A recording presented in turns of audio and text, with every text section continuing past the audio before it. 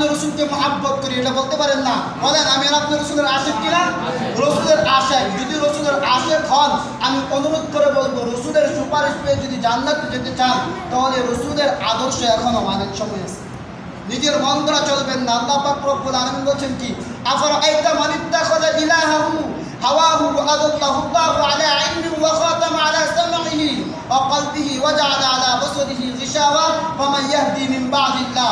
তুমি নফসের পূজারি কইরা রাসূলের আশিক হতে পারবা না, নফসের পূজারি কইরা আল্লাহর বন্ধু হতে পারবা না, নফসের পূজারি কইরা মুমিনদের বন্ধু হতে পারবা না, নফসের পূজারি কইরা সাহাবীদের বন্ধু হতে পারবা না, নফসের পূজারি কইরা রাসূলের আশিক হতে পারবা না। আর নফসের পূজারি কইরা যদি আল্লাহর বন্ধু না হতে পারো, নফসের পূজারি কইরা যদি তুমি রাসূলের আশিক না হতে পারো, নফসের পূজারি কইরা যদি মুমিনদের বন্ধু না হতে পারো, কাফেরদের সাথে জীবনকে সাজাও, তাহলে কখনো জান্নাতের আশা করতে পারো না।